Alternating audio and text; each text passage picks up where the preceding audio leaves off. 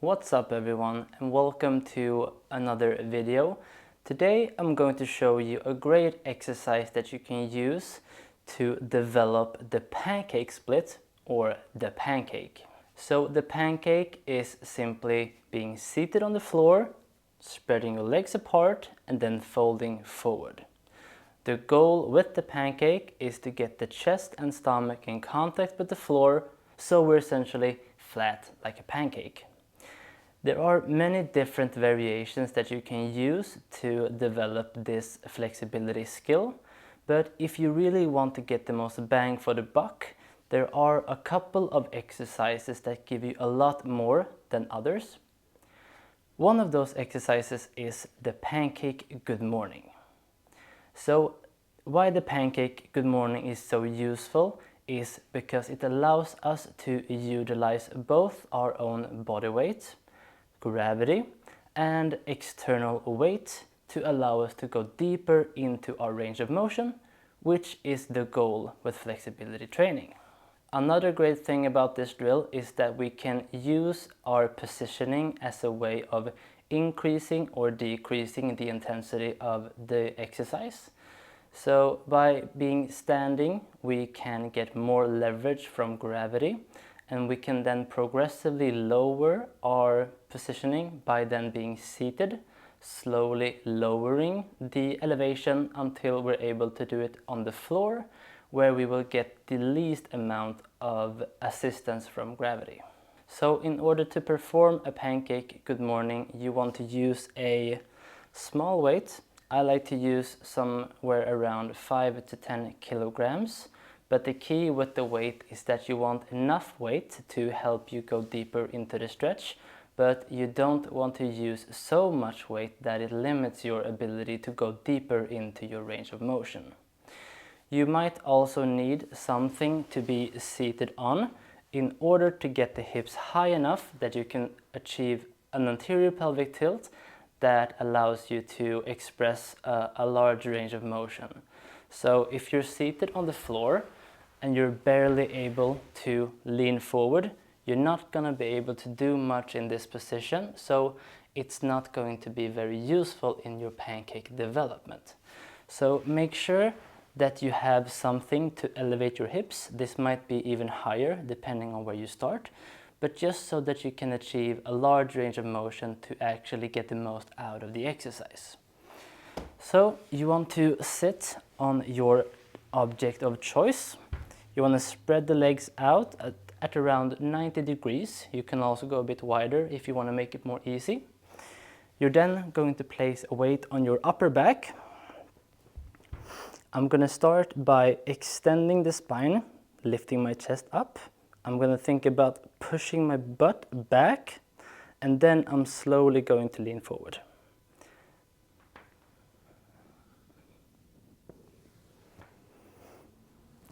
And when it comes to the positioning of the spine, I know that a lot of people are scared of rounding the spine, or they think that maybe you're gonna get injured, or maybe that you won't be able to achieve a flat pancake.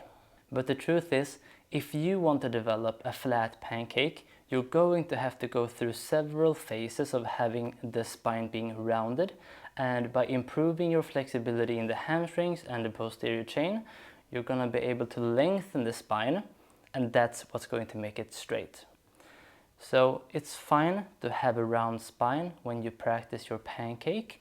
You just want to be mindful of it, why it happens, and how it all works together. But when it comes to the pancake good morning, I like to use a two-phase drill, you could say. So essentially we go through two different phases within the exercise. One is with a straight back, and the second one is with a round back.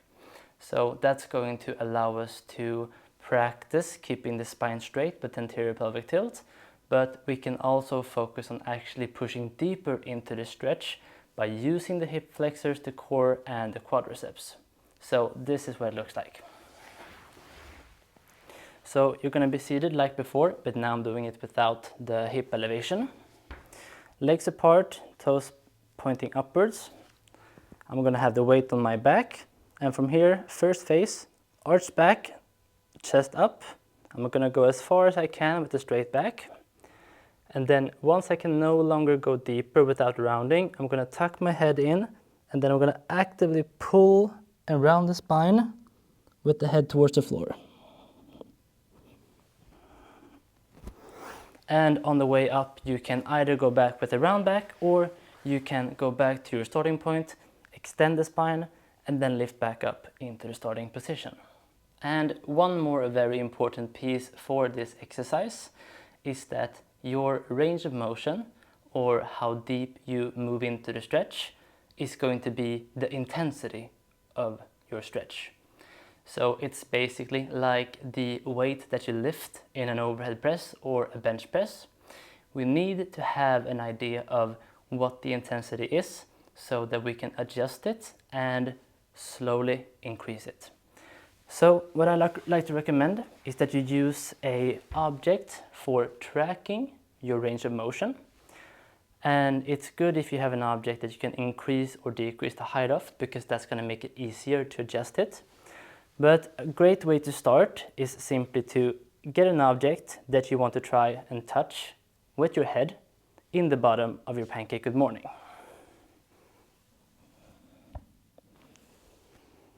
And then, once you're able to touch the object for multiple reps, you can move it a little bit further forward.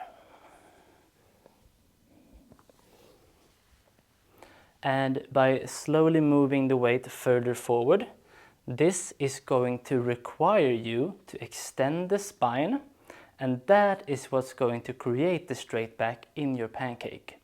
So it's not just keeping it straight that's going to give you a flat pancake. You also need to actively pull the head forward in order to extend the spine, lengthen the spine to get straighter.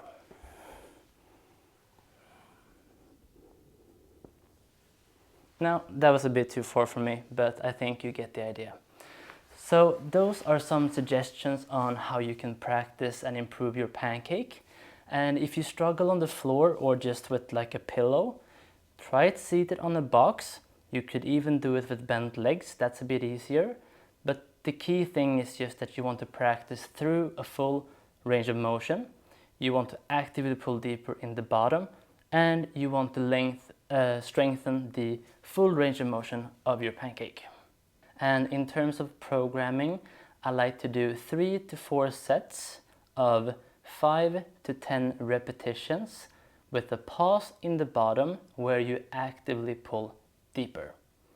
So you would control it all the way down in the bottom, pause, pull deeper with the hip flexors for at least 3 to 5 seconds, and then slowly come back up with no pause at the top. So you're continuously moving up and down with pauses in the bottom. You can do this anywhere from 1 to 2 times per week in order to see great progress with your flexibility. If you go heavy, you should get a bit of soreness from this drill, so you don't want to do it too much. Thank you so much for watching the video.